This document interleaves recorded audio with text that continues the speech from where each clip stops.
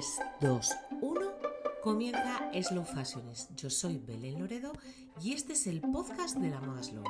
¿Te quedas a pasar un ratito aquí a mi lado? Cada semana hablaremos de moda, de esa que se hace a fuego lento. Charlaremos con las marcas y profesionales que la cuecen y de todos los ingredientes que la componen. Ponte cómodo o sigue haciendo lo que estabas haciendo porque comienza el episodio de hoy.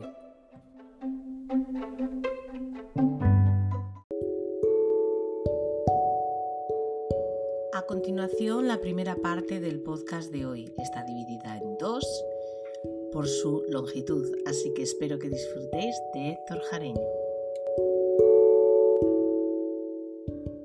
Hoy tenemos con nosotros para charlar sobre moda y de su marca, por supuesto, a Héctor Jareño Amieva, fundador y director artístico de Reliquiae España y Premio Nacional de Moda 2018.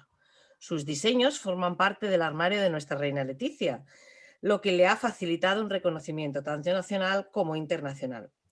Miembro reciente de la Junta Directiva de ACME, Asociación de Creadores de Moda en España, presidida por Modesto Lomba, está con nosotros hoy para charlar sobre todo este mundo de la moda, la marroquinería, que además él bien conoce y maneja, ¿no? Bienvenido a este podcast, Héctor. ¿Qué tal? ¿Cómo estás? Pues nada, voy aquí, como todos, como decimos, como tú dices mucho, navegando, ¿no? Y como yo te contesto a veces, buceando. Pues nada, peleando en este mundo que nos ha tocado y con esta situación en la que estamos, y cosa que no es fácil, ¿no? Entonces, yo quiero charlar contigo hoy como marca, por supuesto, como marca Reliquiae, pero también un poco más allá, como ese premio segundo, el premio de moda que conseguiste como miembro vocal de esa junta directiva a la que perteneces y como persona que está en este mundo desde hace mucho tiempo y que yo sé que además tú tienes una visión muy clara de muchas cosas y me apetece que hoy charlemos sobre ello y lo compartas con todas las personas que nos escuchan. Pero ante todo quiero que te conozcan, para el que no te conozca.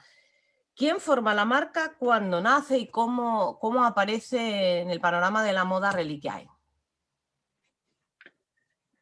Vamos a ver, Reliquiae nace como marca en el 2012, aunque yo en fin, me barruntaba algo, yo creo que desde hacía algunos años antes. La marca empieza de una historia pues que no es una historia alegre. Mi padre, tapicero de profesión, que llevaba toda su vida trabajando la piel en tapicería, se jubila y la última obra que acomete es una obra de restauración del tren al Andalux, del tren de las grandes líneas de Feve que recorre Andalucía y Murcia, si no me equivoco. Él se ocupa, por supuesto, de la parte de tapicería de esa restauración y es una obra fallida en la que él ejecuta el trabajo adelantando los costes a partir del dinero de su fondo de pensiones, porque él interpreta que era una gran obra, y de hecho lo fue, con la que cerraba su carrera profesional, con tan mala suerte que la empresa intermediaria creada por Feve da en suspensión de pagos y mi padre nunca cobra ese trabajo. De manera que nos encontramos en una situación muy delicada a nivel familiar porque el plan de pensiones ya no está, la pensión de jubilación de un autónomo en este país es muy pequeña y el taller, dado que mi padre está en periodo de jubilación, pues no puede seguir generando ingresos, de manera que yo tomo una decisión, una decisión personal, que es abandonar mi carrera profesional, la que tuve hasta entonces, y ponerme manos, ¿no?, a la obra. No, yo no soy arquitecto, ¿no? yo soy interiorista de profesión. Vale, perdón, sí, interior, es verdad. Soy interiorista, aunque llevaba ya muchos años fuera de la profesión, porque es cierto, Es cierto que yo sí empecé a trabajar en un estudio de arquitectura como interiorista y estuve trabajando como interiorista muchos años, primero en el ámbito de la arquitectura, luego en el ámbito de la arquitectura efímera, de las exposiciones, haciendo trabajos de museografía y museología, pero llevaban ya algunos años en los servicios corporativos del grupo de empresas para el que trabajaba como director de comunicación y adjunto a la presidencia. Y yo agradezco mucho ese devenir profesional porque aparte de la sensibilidad artística y de la sensibilidad estética de la museografía y del interiorismo, yo tenía un gran conocimiento, y de eso te das cuenta cuando lo pones en práctica, sobre las cuestiones de gestión de la empresa por ese último periodo en el que estuve trabajando en servicios corporativos del grupo empresarial. Entonces, bueno, pues con ese bagaje pues dejé mi trabajo y decidí hacer algo con el taller de mi padre, y ese algo fue transformar en el año 2012 el taller de tapicería de mi padre en un taller de marroquinería, en un proceso que no resultó nada fácil, pero bueno, yo creo que ahí sí es verdad que tomé alguna decisión equivocada y alguna otra también muy acertada, y así nació todo. En realidad nace de la necesidad. Bueno, como yo creo, Héctor, y poniéndonos aquí un poco sentimentales o profundos, creo que como muchísimos negocios, aparte de la ilusión, muchas veces salen de la necesidad, de la búsqueda de una salida, de una forma u otra. En vuestro caso había una base que era aquel taller de tu padre Juan, era tu padre de nombre, ¿no? Juan Sí. Jareño, que era un buen tapicero que estaba aquí ubicado en Gijón, y a partir de ahí vosotros, o tú solo o vosotros, tú y tu hermano o tú solo. ¿Quién? No, mi hermano es diseñador gráfico. Mi Tu hermano hermano va por... tiene, sí, mi hermano tiene su estudio su y ese negocio, es su historia aparte. un gran diseñador gráfico. Ok, pues desde aquí le saludamos. Pues eso, que al final, en búsqueda de una salida, en este caso de pues un bache económico, ¿no? Un perjuicio que le generaron a tu padre, que es bien triste, ¿no? Al final de una vida laboral, de una vida entera laboral, pues verse en esa situación no es agradable ni deseable para nadie, ¿no? Entonces te lanzas con este proyecto tuyo nuevo, que primero tuvo otro nombre, ¿no? Si no recuerdo mal, que era Cuca Reliquia, Sí, sí, y sí. luego redondeaste en Reliquiae.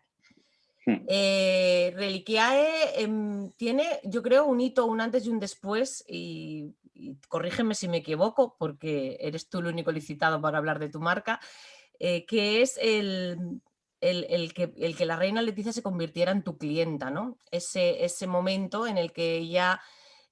cuéntame un poco de cómo fue, cómo lo recoges, cómo lo viviste, fue casualidad, fue intencionado. Yo creo, voy a empezar por el principio, yo creo que realmente este no es el gran momento de No Reliquiae, es. sin quitarle ningún tipo de valor, Vale, porque para mí perfecto. Sí, sí, sí. lo tiene en lo profesional y lo tiene, si quieres, mucho más en lo personal, pero no es el gran, No. no es el descorche de Reliquiae. Vale. Yo lo he dicho muchas veces, que su majestad sea clienta de la marca para mí es un motivo de orgullo y además es innegablemente un motivo de De valor para impulso, ¿no? nosotros. Yo creo que tenemos un patrimonio en nuestra jefatura del Estado, en el modelo de jefatura del Estado que tenemos, que solo suma, no hay ninguna resta. Una jefatura de Estado cumple una labor en un sistema como el nuestro de representación. Que nuestra jefatura del Estado represente una serie de valores y lo haga en cada uno de sus actos y lo haga de manera, yo creo que tan correcta, a las empresas españolas en general del sector que seamos, nos suma mucho valor. Esa suma de valor luego se traduce en muchas cuestiones, y yo muchas veces he dicho que creo que aunque el mundo haya cambiado mucho, es la mejor prescripción que las empresas españolas podemos tener en el mundo, con lo cual para nosotros como empresa, como marca, que para mí son dos cosas diferentes y siempre las diferencio, es algo que suma muchísimo valor y que fue resultado, yo creo que de haber elegido una estrategia correcta, que es el haber mantenido un perfil de comunicación muy bajo al principio, hasta habernos generado una identidad muy coherente y muy solvente y muy sólida con la que poder salir al mundo. Y en esa pequeña estrategia nos ayudó una agencia de comunicación que tenía un showroom al que Su Majestad acudía regularmente y en el que en una de sus visitas eligió uno de nuestros bolsos, que no había nacido, y eso es cierto, con la intención de convertirse en un icono, pero que es verdad que se convirtió en un icono, yo creo que porque detrás de ese modelo, de ese diseño, había, guste o no, separemos las cuestiones Estéticas, intelectuales de sí. las cuestiones estéticas, guste o no, había un trabajo intelectualmente sólido, muy coherente con los valores de la marca y muy trabajado. Y bueno, pues efectivamente el que Su Majestad Doña Leticia eligiera ese bolso, pues redondeó de alguna manera la trayectoria muy breve, visto en perspectiva muy breve, pero también muy coherente que habíamos seguido hasta ese momento. Fue como un broche, digamos, final a vuestro trabajo, a vuestro enfoque para, en este caso, el primer bolso que tuvo Leticia debe de tener alguno más, ¿no? Es un Archie, ¿no? Tu modelo Archie. Sí, Vale. sí. O sea, que fue, digamos que tú consideras que fue como, tú has trabajado, has diseñado algo, como tú dices, en coherencia, mucho trabajo detrás, muchas puestas de valor, mucho valor añadido, y como la buena artesanía, con arte detrás, o sea, porque a veces como que comercializamos mucho la artesanía y nos olvidamos de esa parte que tiene artística, que nunca jamás se debe de olvidar y nunca debe de perder esa esencia, ¿no? Y eso ha Yo sido, sí, siento ser muy taxativo en esto y asumo el riesgo de equivocarme y de que algunas personas de acuerdo. puedan no estar de acuerdo conmigo. Pero creo que la artesanía en sí misma, eh, si no incorpora la actualización del diseño a Correcto. través de la creación, Ujú. está condenada A desa- porque Ujú. la artesanía es una herramienta, igual que Internet es una herramienta, igual que el 99% de las cosas que utilizamos día a día en nuestro oficio son herramientas. Sí, Cuando lo que pasa nosotros que quizá confundimos, utilicé yo mal el término, Héctor, porque cuando hablo de artesanía tienes toda la razón del mundo, es una técnica. Y como técnica de elaboración de un producto, tiene que tener la otra pata, que es esa pata del diseño. Yo cuando hablo de artesanía, igual no estoy diciendo bien porque tendría que incluir artesanía barra diseño, barra originalidad, barra vanguardia, barra investigación, todo lo que quieras. Esas dos piezas unidas, solo una sin la otra, como tú bien dices, no tiene continuidad, ¿no? O no tiene la continuidad que queremos o que buscamos, ¿no? no la tendrá, O no la no la tendrá en tendrá. futuro. Estamos. Llamémoslo muerte a pellizco si quieres. Sí, sí, sí. Estamos Pero totalmente de acuerdo. para que haya relevo generacional, Mm, para que sea valorado, para que tenga un recorrido, para que encaje dentro del paradigma de sostenibilidad en un futuro cercano y no tan cercano, para todas esas cosas la artesanía, pero vamos, que esto está inventado, ¿eh? Yo defiendo que nuestra profesión es una profesión en la que hay que estudiar muchísimo y en cuanto rascas un poquito te das cuenta que esto ya se defendía a principios del siglo pasado en la escuela alemana de Bauhaus, ujú. en la que el diseño se ponía al servicio de la artesanía y la artesanía al servicio del diseño para generar vanguardia. Es más, hay una de las anécdotas que están vinculadas a obras muy significativas, como por ejemplo la del arquitecto Luis Moya, en la que el abandono de los estilos historicistas o de la arquitectura más clásica para caminar hacia la modernidad estaba muy vinculada a la imposibilidad de seguir ejecutando oficios artesanos vinculados a la arquitectura, como por ejemplo la cantería. Es decir, no puedo seguir haciendo capiteles de orden corintio extremadamente complejos porque ya no quedan canteros. En este país los canteros eran sobre todo gallegos. Y eso ocurre en un momento determinado. Yo no puedo seguir haciendo bolsos si no quedan artesanos marroquineros, pero los artesanos marroquineros, si no se actualizan a través del diseño, tendrán un producto desfasado con un público cada vez más pequeño y su oficio se morirá con ellos porque no habrá relevo generacional. Aunque todo esto sea una simplificación y aquí podamos hablar de relevo generacional, de modelos formativos, de formación profesional dual, de claro. muchísimas cosas, Sí, sí. un dibujo de trazo grueso podría ser ese perfectamente. Claro, porque además hay una cuestión que no se nos puede escapar, y aparte de lo pasional de algo, la parte artística, la parte corazón, y lo mencionaste tú al comienzo de esta entrevista, cualquier negocio, cualquier apuesta, cualquier marca tiene que tener dos patas. Una es la empresarial y otra es la artística o la creativa, ¿no?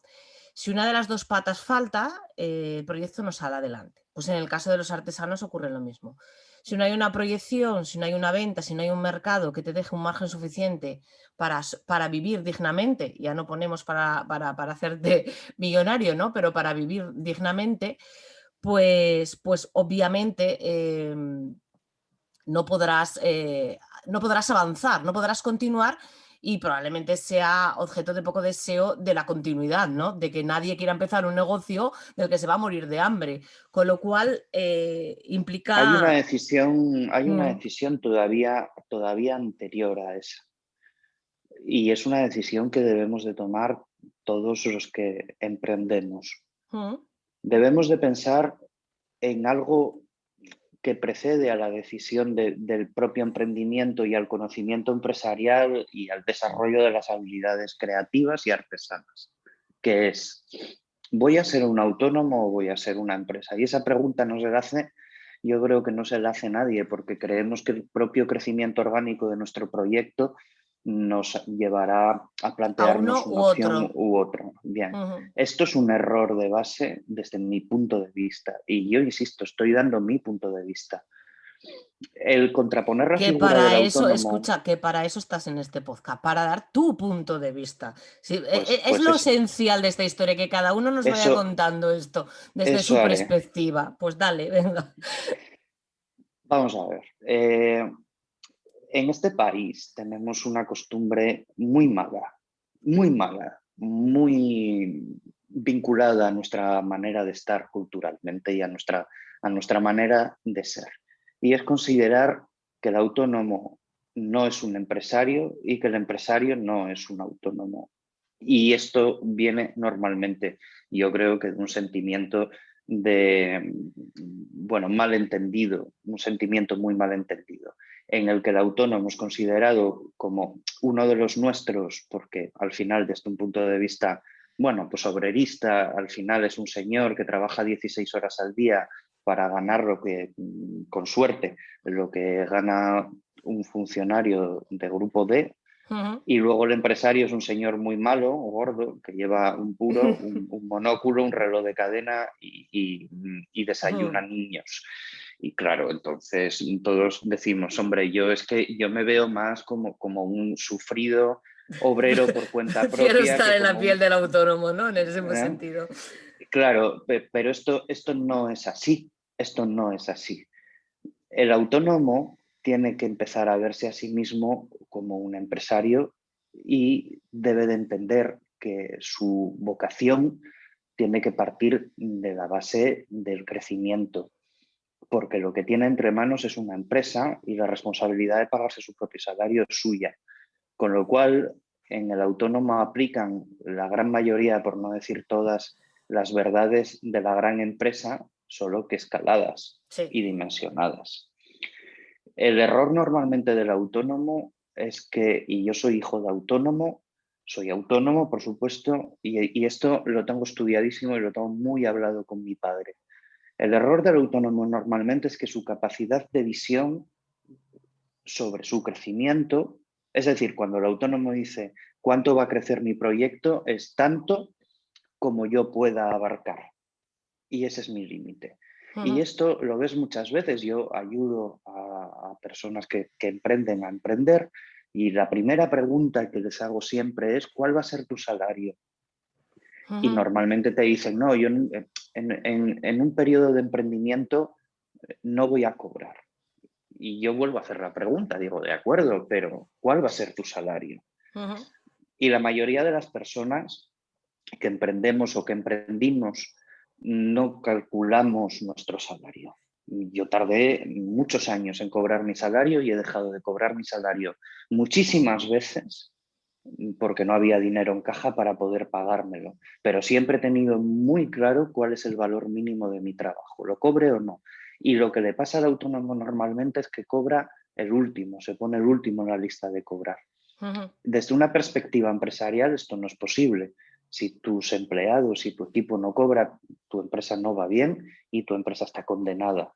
De manera que yo de la base de la que parto siempre es de que cualquier negocio debe de ser escalable. Lo que significa es que empieza por una persona y amplía. Y va ampliando, ampliando, ampliando sin un límite de crecimiento. Y esto requiere una planificación desde el mismo momento en el que empezamos. La primera de todas es calcular cuánto vale nuestra hora de trabajo, porque si resulta que tenemos la buena fortuna de que nuestro proyecto vaya bien, en el momento en el que nosotros no seamos capaces de atender toda la demanda y tengamos que contratar a alguien, vamos a tener que pagarle. Si nosotros no tenemos valorada nuestra hora, no vamos a poder pagarle a alguien. Difícilmente vamos a valorar la del trabajador que tengamos a nuestro cargo. Es que no la podremos pagar. Digamos que tendríamos que partir de un concepto de autónomo de que tenemos una empresa que puede ser unipersonal en el inicio, pero con visión de tener más empleados, ¿no? O en ese intento de crecimiento tener más empleados. Y como casi toda acción empresarial, todo aquello que no esté planificado no va a llegar a un buen puerto. Sin planificación no hay nada, ¿no? Y sin una visión, al menos a corto plazo. Es complicado y es difícil. Y por eso tiene que salir un poco esta vena, además de la artística, cuando estamos hablando del caso en el que conforman esa empresa una sola persona y en esa persona conjuga, pues eso, el ser el fundador y el ser el creativo o el artístico de la historia, ¿no? Hay veces que tenemos como creativos, y yo me indico en este plano, pues a lo mejor más dotes a la creatividad que más dotes a los números, pero tenemos que tener ambas o desarrollar ambas, porque si no, digamos que podemos estar, o seguro estaremos perdidos, ¿no? Salvo que otra persona con esas dotes nos eche un cable, nos ayude o coparticipe en el negocio. Vosotros, o tú y tu equipo, ¿no? Porque, Héctor, ¿cuántos trabajadores tienes ahora mismo? 11. 11. Si hubiera oído esa cifra yo, probablemente alguna otra vez que hablé contigo, que erais 11. Es una responsabilidad, lógicamente, cuando tú estás trabajando solo para ti y arrancando tu propio salario, digamos que el nivel de responsabilidad lo tienes contigo mismo, con lo cual es menor. Cuando tú estás trabajando y estás liderando un equipo de 11, el nivel de responsabilidad, digamos, aumenta. Yo creo que esta básicamente es el mayor ogro o el mayor demonio que teme ese autónomo que no quiere crecer, ¿no? Que de hecho hay muchos que lo dicen, que dicen, no, si no quiero crecer, yo quiero quedarme así. ¿Nunca has oído esta frase? Quiero seguir trabajando así, yo no quiero más, yo quiero esto. Me resulta desincentivador, prefiero no oírla. Pero se dice, tú sabes que se dice muchas veces. No, ¿por qué? Porque a lo mejor me sobrepasa la idea de poder ser una empresa más grande. Yo sí te digo, en mi foro interno, en mi interior, cuando yo inicié mi negocio con mi marca, sí realmente yo sí pensé en un futuro, en una posibilidad de escalar esa parte, ¿no? Ahora la cuestión es cómo vas haciendo esa escala como los caballos del hípico, ¿no? Saltando todas, porque desde que yo empecé, más que crisis y obstáculos no hubo. Yo creo que fue la época más convulsa, ¿no? de toda la historia. Pero ir escalándola. Pero sí que en la visión está y obviamente si tú quieres alcanzar, si tú quieres que se conozca tu trabajo, necesitas ayuda. Tú solo no Es que puedes. no, pero yo o sea, como cantaba Manolo Escobar, me revelo. Vamos a ver, Me revelo, dice. si tú quieres eh, vivir de tu hobby, a mí como proyecto vital me parece muy lícito, me parece maravilloso, me parece fantástico. A mí me gusta la jardinería. Fíjate qué fácil lo tendría, ¿no? Si tengo un trozo de tierra y planto cosas, me gustan más las flores que los tomates, pero bueno, mira qué fácil lo tendría. A mí me parece muy bien. Si quieres vivir de tu hobby, me parece fantástico. Es un proyecto de vida de la leche. O quieres montar una Pero yo empresa. siempre, pero yo siempre me he preguntado cuánto dinero tienes que tener para vivir de tu hobby. A mí me parece mucho más caro vivir de tu hobby que montar una empresa, a todos sus niveles, a todos sus niveles. Ahora, si tu elección personal es esa y prefieres vivir con la tranquilidad y prefieres vivir de lo que tú puedes manejar a tu nivel, sin complicaciones, sin endeudamientos, sin expectativas de crecimiento, si prefieres no echar esa bola ladera abajo, a mí me parece fantástico. Pero eso no es un proyecto empresarial. Y seamos muy claros. Seamos muy claros. Porque tú en el momento en el que diseñas un proyecto empresarial, necesitas planificar una inversión. Si tú no tienes dinero para hacer esa inversión, vas a tener que ir a un banco. A pedir. Y si vas a un banco, vas a necesitar un plan de empresa en el que vas a tener que poner en un papel cuánto vas a vender en los próximos 3 años y planificar una expansión para garantizarle a quien te deja el dinero que se lo vas a poder devolver. En ese momento ya no estás viviendo de tu Ya no hobby, estás ya estás siendo ya gestionando una estás empresa. gestionando una empresa y esa empresa va a escalar y en la escala de esa empresa vas a necesitar pues mano de obra, partners, subcontratar, lo que quieras. Cada uno escogerá su modelo, pero vas a necesitar muchas más cosas y se va. Iba a decir a complicar todo, pero bueno, yo sé que tú eres una persona disfrutona de ejercer tu función de empresa, hombre, con las dificultades, qué tontería. Me imagino que hay momentos difíciles como en todos los sitios y duros Yo en lo los que dices, reconozco yo lo reconozco como una tarina, ¿eh? Yo tengo una tarina. Es decir, eh, yo disfruto de todo lo que sufro. Bueno, yo disfruto en general, yo soy disfrutón, eso lo dicen mis sí, amigos y lo dicen mi familia y yo disfruto casi de cualquier cosa, pero de esto disfruto porque no sabría vivir de otra manera. ujú. Y eso es una tara. Es un desarrollo personal también, Héctor, digamos. Emprender o liderar una empresa es un desarrollo personal, te obliga a desarrollarte, puesto que te estás obligando siempre a aprender, a mejorar, a descubrir. Es un motor al final de un desarrollo personal a la par del económico, Sí, obviamente. eso es una motivación. A ver, con toda franqueza, yo parto, cuando uno no sabe qué quiere ser, lo que tiene que tener muy claro es qué no quiere ser, ¿no? Es decir, por oposición. Yo ahora mismo, cada vez que pienso, que como tú lo hemos pensado mil veces, en arrojar la toalla, digo, ostras, esa parte en la que uno vuelve a ser trabajador por cuenta ajena y tal, que es muy desincentivador. Sin embargo, entonces uno elige, ¿no? Digo, pues prefiero pasarlo mal y apretar los dientes y tener bruxismo que volver a una situación que ahora mismo me parece poco atractiva. ¿Es incentivador? Es muy incentivador. Mira, yo, yo creo que la vida es estudio. No entendamos el estudio como una disciplina de acumulación de conocimiento y evaluación de conocimiento, sino como un proceso de aprendizaje con H intercalada.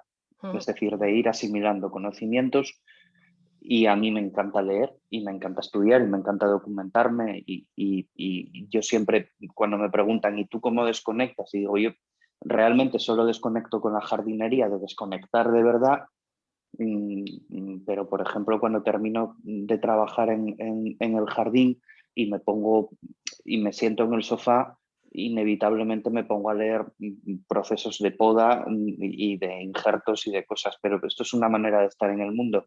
Es la curiosidad de estar en el mundo y de aprender mucho y de buscar. Con lo cual, claro, mi profesión me produce una enorme motivación. Yo cada vez que me pongo a trabajar en alguna historia nueva, en algún capítulo nuevo, me paso mucho tiempo documentándome y me paso muchísimo tiempo leyendo porque me hace sentir francamente realizado y también muy seguro de lo que hago el poder argumentar intelectualmente a través de la lectura, sobre todo aquello que hago. Ujú. Luego podrá gustar o no gustar. Yo siempre digo, no somos monedita de plata, no le podemos gustar a todo el mundo.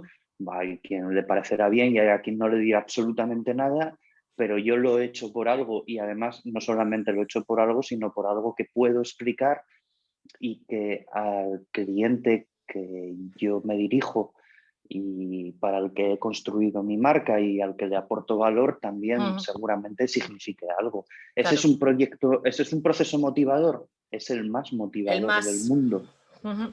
El más motivador y luego has dicho dos o tres cosas que me han parecido súper interesantes en esta parte de tu argumentación y es una, al cliente, Perdona que te corte, pero es por cerrar, ¿eh? Y ahora vamos a la pregunta siguiente. sí, Dentro de todos los que trabajamos en el sector creativo, y esta frase no es mía, esta frase me la dijo alguien que trabajó conmigo, hay un pequeño Napoleón, porque todos los que trabajamos desde el punto de vista de la creación queremos de alguna manera dejar presente, por no utilizar la palabra imponer, nuestra visión del mundo. Y esto es enormemente incentivador.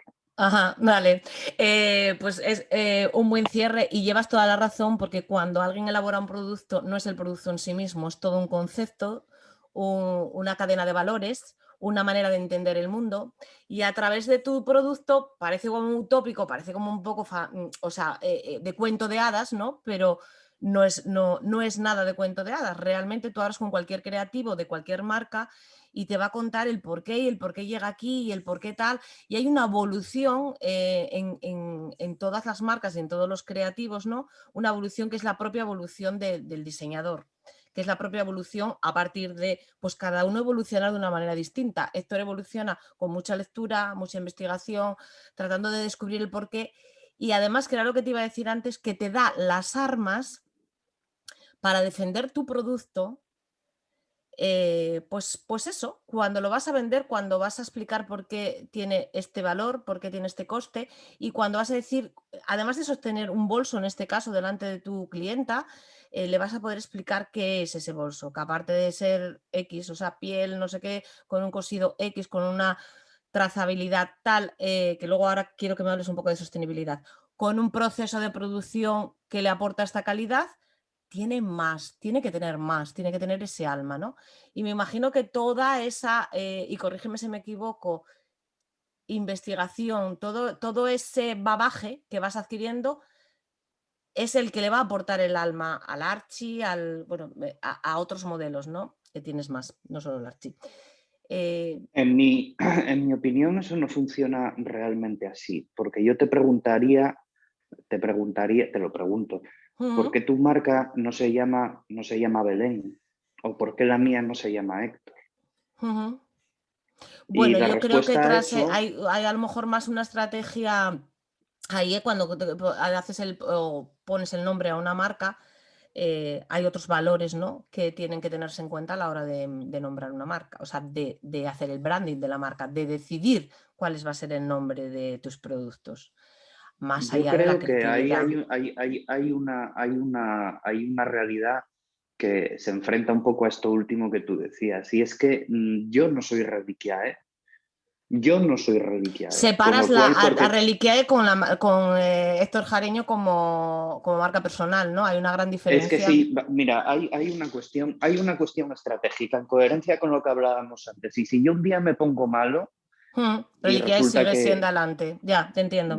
quiero decir, y otra cosa, y si yo mañana resulta que estoy muy feliz y me apetece hacer no sé qué cosa porque estoy muy feliz, pero dentro de 15 días, como a lo mejor soy cicloquímico o se me acabó el lorazepam, estoy muy triste Sí, y entonces pero decido hacer cosas negras, entonces, ¿qué pasa? ¿Que todo eso tiene que volcarse ¿y en tú la crees, marca? No, no, no, pero no, tú no. crees que pero de verdad Reliquiae no tiene de Héctor Jareño en un porcentaje altísimo y Héctor Jareño no tiene de Reliquiae? Siendo el director artístico, porque tú no eres el gestor de la marca, el fundador de la marca y luego tienes un director artístico, tú eres ese director artístico. Sí, Digo, es mi pregunta. y si yo tuviera que elegir, y Sí, si yo tuviera que elegir, seguiría siendo el director artístico sí. y dejaría de ser el consejero delegado. Eso es una elección que yo tengo muy claro. Pero vamos a ver, en las grandes marcas, ¿Eh? y cuando nosotros hablamos de estrategia ¿Eh? empresarial, esto hay que saberlo, luego tú le haces caso o no le haces caso. Pero en las grandes marcas, al director creativo lo nombra el CEO. Sí. Es decir, aquí viene un señor que se lee el cuaderno de marca y dice, vamos a necesitar a un tío que comparta los valores de la marca. Ok. Y entonces, a partir de ahí, abro un proceso de selección en el que me encuentro con 200 tíos creativos que cada uno tienen su genio y tienen sus valores y tienen sus colecciones y sus portfolios y sus no sé qué. Y entonces de todos estos, yo escojo el que se adecua más a los valores de la marca. Vale. Es decir, la marca se crea, cuando se crea una marca, se crea para que perdure. Las hay que perduran y las hay que no Que lo no, y consiguen hay quien se estrella, el que no llega. Está claro, porque la sí. estrategia empresarial pues va bien o va mal o lo que sea. Pero Ujú. el director creativo está al servicio de la marca.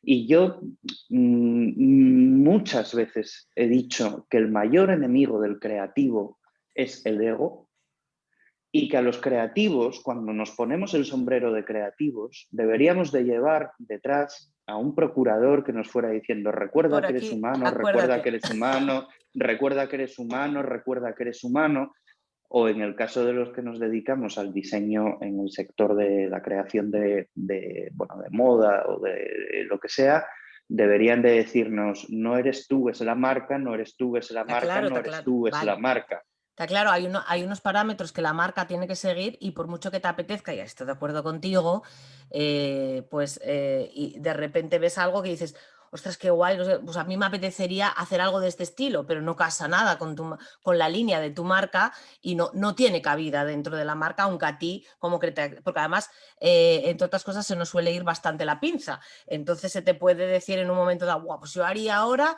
Y dices, no es el momento, no es el lugar y no es lo que necesita la marca. Eso estamos de acuerdo.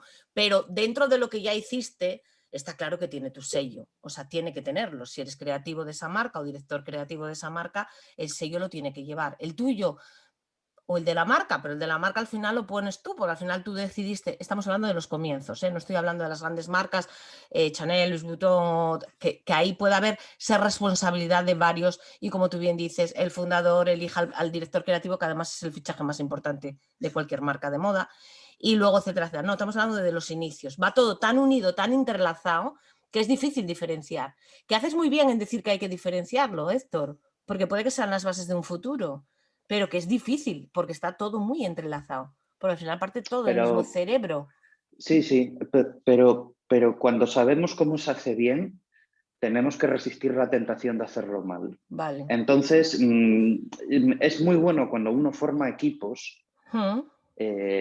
cuando uno escoge socios, cuando es muy bueno elegir personas que tengan estas cosas muy claras y cuando se te va la cabeza, te reconvengan a repensarlo. ¿eh? En fin. Te estoy entendiendo, Héctor, te estoy entendiendo. Espero que no estés... Yo lo que pasa es que quiero que me expliques bien todo eso, pero yo te estoy entendiendo por dónde quieres ir y estoy entendiendo lo que nos quieres explicar. Yo lo estoy entendiendo. Lo que pasa es que yo estoy haciendo como un poco de abogado del diablo y poniéndome en la piel, en la mía, de mano, ¿no? Y en la piel de muchos. Volvemos al pensamiento pequeño o al pensamiento grande. Que Si yo tengo, si esto para mí es convertir mi hobby en un modo de vida, entonces haz lo que te dé la gana, hijo. Yo te voy a decir, pero si tienes una proyección de futuro. Pero si lo que tienes es un proyecto empresarial entre manos, cuidado, porque no puedes levantarte por la mañana y tomar decisiones que a la empresa le van a costar dinero y que van a hipotecar su futura rentabilidad y su trayectoria, porque tu estado de ánimo ese día por la mañana sea no sé cómo. Para eso está la marca. La marca está para salvaguardar el que tus estados de ánimo no afecten a lo que haces. Perfecto, además es una... O sea, todo esto que nos estás diciendo es algo que está ahí digamos... No somos artistas, no somos artistas, no somos artistas. No somos Goya y podemos atravesar una etapa negra, ni somos... O sea, no estamos... Nosotros somos pintores de corte. Somos pintores de corte y entonces tenemos... Me ha encantado esa visión de la historia. Somos pintores de corte, nos contratan para pintar una escena más bonita posible. Sí, efectivamente, a mí Reliquia me tiene contratado. Sí. Por ahora, a lo mejor luego me despiden. Reliquia me tiene contratado para, en base a los valores, a sus valores, generar unos diseños y gestionar unas colecciones. Y ya está. Y poner en el mercado un producto vendible, ¿no? Un producto que guste y un producto que tal, porque tampoco los dos, porque a lo mejor hay que poner en el mercado un producto que resulta invendible, pero es absolutamente icónico desde el punto de vista de la transmisión de valores y se convierte en un oscuro objeto de deseo, pero luego resulta que las lentejas, como decía un gerente que trabajó conmigo, sí. Esto es muy bonito, pero ¿y las lentejas? Que es al final de lo que nos alimentamos todo. ¿Y las lentejas? ¿Cuántos de estos crees que vas a vender? Y digo, pues no sé. Y yo, la verdad es que no sé qué. Me dice 3, ¿no? Y digo, bueno, pues sí, probablemente venda 3, nada más. Sí, claro, pero es muy complejo. Y me dice, pues ya está. Me parece muy bien. Ahora vamos a ver cómo llenamos el plato de lentejas. Y luego a ver, no sé si estás de acuerdo con esto, pero yo me acuerdo que alguien por ahí decía que, por ejemplo, en el caso de Chanel, vende bolsos, bueno, en este caso no es no es el ejemplo mejor, ¿no? Pero su mayor ingesta económica, ¿no? Acaba siendo perfumes y barras de labios y toda otra serie, toda esa línea cosmética, ¿no? A la que alcanza todo el mundo y que le reporta un montón de dinero. Efectivamente, el huevo y la gallina. Y entonces Chanel, que era una señora de aspecto frágil, enfermizo, bien, pues yo diría que convencional, se pintaba los labios de rojo como expresión del poder femenino, de su propio poder femenino. De esto hay unos trabajos de Inmaculada Urrea absolutamente fantásticos y una tesis pública, si no me equivoco, sobre Chanel y el lenguaje de la comunicación, que es proverbial, y utilizó todo su simbolismo, lo condensó en un perfume que a día de hoy sigue siendo el más vendido del mundo y probablemente la mitad, y me quedo corto, de la gente que se lo compra por su simbolismo y no porque le guste su fragancia, porque su fragancia es absolutamente anacrónica. Seguro. Pues bueno, ¿sabes por qué es eso? Pues por lo mismo que Chanel sigue existiendo después de muchos años de haberse muerto Coco. Ahí es un claro ejemplo de lo que tú hablabas de tal. Sin embargo, ella lanzó la marca en consonancia a su viva imagen, bueno, o haciendo entender, no a su viva imagen, no, ahí llevas eso, no era su viva imagen, era haciendo, ilusionando a la mujer de entonces, ¿no? De un cambio, de otra forma que perdura por los años, el mensaje de Coco, ¿no? Y se adueñó, digamos, de alguna manera de la elegancia de esa palabra y es el día de hoy que sigue haciendo eco. Y yo creo que las mujeres que a lo mejor llegan a comprarse eso llega a ser ese elemento fetiche al que alcanzan, y lo que tú bien dices, poco importa el olor del perfume o si el rojo carmín de Chanel te queda o no te queda bien, que a lo mejor te queda como un saco, pero ahí te empodera, ¿no? Ahí hay una cuestión de feminidad y de empoderamiento femenino, también por su condición muy feminista. Pues eso son, pues evidentemente porque detrás de Chanel existe un arquetipo Sí. que hace que funcionen una cosa que Inma llama las neuronas espejo, Uh-huh. y que hacen que tú cuando ves eso te identifiques o identifiques esa parte Sí. de ti Toda con ese arquetipo que obviamente es el gobernante, y fue la Claro. mujer la primera, bueno, no sé si fue la primera, hubo otras, pero desde luego es el arquetipo de la mujer poderosa, Sí. empoderada, dueña de sí misma, de su destino, y que detestaba a Dior porque Dior seguía sometiendo a las mujeres al corpiño, y Sí. Chanel se lo quitó y las vistió Y con liberó, ¿no? excedentes, Uh-huh. de tejidos de batalla. Totalmente, y muy bien usado aquí el neuromarketing por parte de, obviamente, todo el equipo de Chanel, porque estás hablando, claro, de artistas, y se usan esas neuronas espejo de las que hablas para que inmediatamente referencies muchas cosas cuando ves esa marca, ¿no? Y es fundamental. Me apetece charlar contigo de un tema, Héctor, que ya llevamos bastante tiempo, pero quiero hablarlo, si no otro día quedamos, hablamos más a profundidad, que es la sostenibilidad. Y así dicho rápido y solo con esa palabra es un melón de pistón. Entonces, dame unas pinceladas, dime a grandes rasgos, porque esto es un tema muy arduo y no es nada fácil. ¿Cómo lo ves? ¿Qué opinas del movimiento sostenible? ¿Qué opinas de versus fast fashion? Y si tú te ves y Reliquia es para el mundo una marca sostenible y una marca, bueno, yo creo que la respuesta es más, pero bueno, quiero que me lo cuentes tú. Bueno, varias cuestiones. Sí, hay Vamos varias. a ver. La sostenibilidad es quizás el mayor argumento del cambio de paradigma. Es decir, cuando uno estudia la viabilidad de un proyecto basado en valores, es decir, de un proyecto basado en una marca. Si yo voy a sacar un producto al mercado que va a funcionar porque es barato, es decir, si mi modelo de negocio es un bazar chino, pues no necesito estudiar el paradigma, simplemente tengo que ser más barato que el de al lado. Si mi negocio es un negocio que se basa en el valor y esos valores los salvaguarda una marca y se depositan en cada uno de los productos que yo hago, el paradigma es muy importante, porque el paradigma es el conjunto de supravalores que impregnan todo en un momento determinado. Yo que soy un poco friki para mis cosas, pongo siempre el mismo ejemplo de paradigma. Los principios, en los primeros años de los años 80 y según avanzaron los años 80 más, pues el paradigma era el del enriquecimiento, el del divertimento, el yuppie, ¿no? Aquí en España Mario Conde, y en Estados Unidos pues las películas de abogados de cuello blanco, de ejecutivos de cuello blanco. Y esto es muy importante, Belén, aunque parezca una anécdota, porque al calor de ese paradigma transformamos nuestro modelo industrial y dejamos de percibir el valor de la fabricación a buscar el valor de la especulación financiera. Y en Europa, no solo en España, en Europa dejamos de fabricar prácticamente todo porque fabricar era de pobres, y nosotros nos centramos en comprar y vender y obtener un beneficio transaccional. Casi, no solamente en Europa, yo creo que casi en Occidente entero, en Estados Unidos por supuesto también.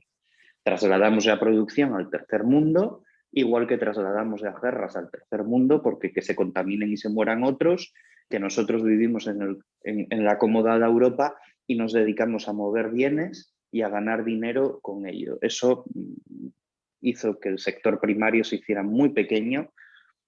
Eso supuso un cambio muy profundo de nuestro modelo formativo. Tú piensas que la formación profesional prácticamente desapareció y lo que quedó fue un camino marginal, con lo cual no hay nadie que sepa, que esté formado para hacer oficios. Ahora parece que esa conciencia cambia. En fin, bueno, bien, ¿por qué cuento todo esto? Aparte de porque es muy interesante. Bueno, porque es Porque parte de la además, historia, es lo cuento, componente, sí. es muy interesante porque este fenómeno se produjo con gobiernos de izquierda y gobiernos de derecha, porque no forma parte de un movimiento ideológico, sino que forma parte de un movimiento paradigmático que está por encima de lo ideológico. Es decir, en Estados Unidos, que estaba Reagan y eran conservadores y neoliberales, y en Inglaterra, que estaba Margaret Thatcher, a la cual yo como figurador me parece una punta al margen, me parece un ser extraordinariamente curioso. No quiere decir que esté de acuerdo con ella, dijo que me parece fascinante, o no, en fin, pero bueno.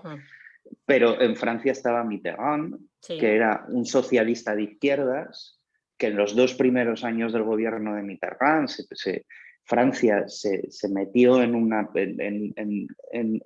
una transformación de su modelo productivo desde el punto de vista del comunismo, y esto es así, se nacionalizaron empresas, se nacionalizó la banca, se instauró un sistema redistributivo desde la industria, no desde los réditos, desde lo impositivo. O sea, y en España, que estaba Felipe González, que para mí es Dios, en fin, es un señor al que yo admiro profundamente desde muchos puntos de vista, pero el modelo fue en todos el mismo. ¿Por qué? Porque ese era el paradigma. Ese era el paradigma de principios de los años 80. Bien, entonces lo primero que hay que pensar cuando nos vamos a poner a hablar de cómo incorporamos la sostenibilidad a nuestras vidas es cuál va a ser o cuál va a ser el paradigma. Yo creo que los últimos 10 años fueron años de transformación. Si hablas con cualquier sociólogo hace 2 años, cualquier sociólogo, Santos Capa, que es un crack de la sociología de la moda, Ismael Fernández Calero, si hablas con gente que maneja muy bien estas cuestiones, te dicen, hace 2 años estábamos inmersos en un proceso de transformación en el que nadie sabía muy bien hacia dónde íbamos. Cierto. Bueno, pues yo creo que eso ya no es así. No. Porque ya hemos sido capaces de definir el paradigma. ¿Dónde? ¿A dónde vamos? Sí. Ya sabemos a dónde vamos.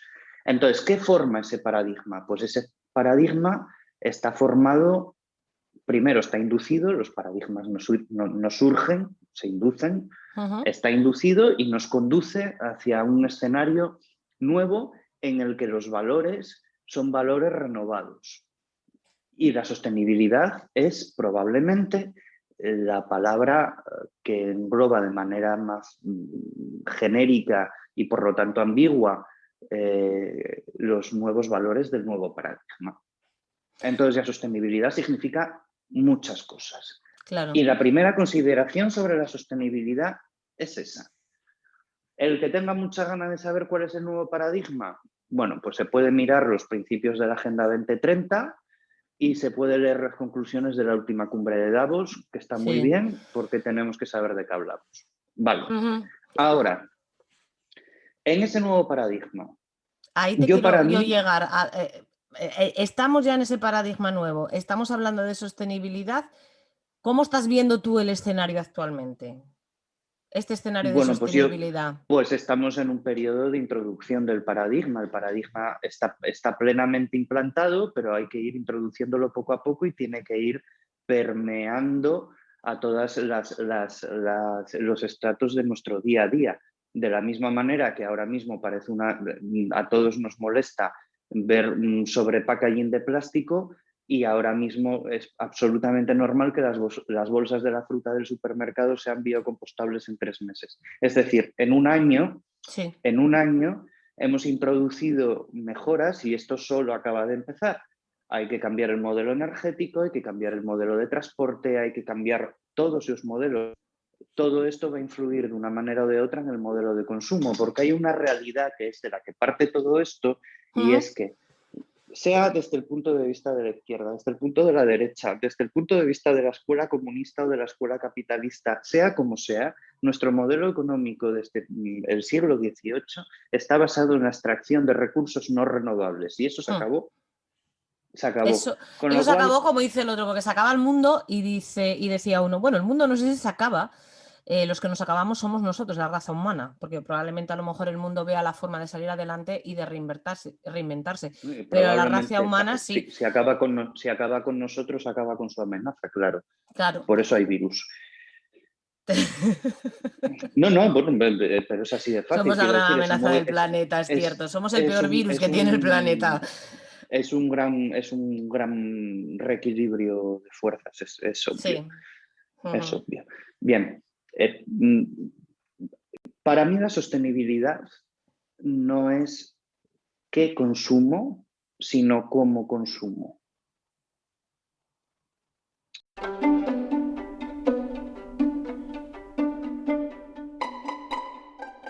Hasta aquí el episodio de hoy. Espero que te haya gustado. Si es así, no dudes en suscribirte para no perderte ninguna de nuestras citas. Solo me queda recordarte que este podcast lo ha patrocinado Cuerocas, nuestra marca de bolsos en piel.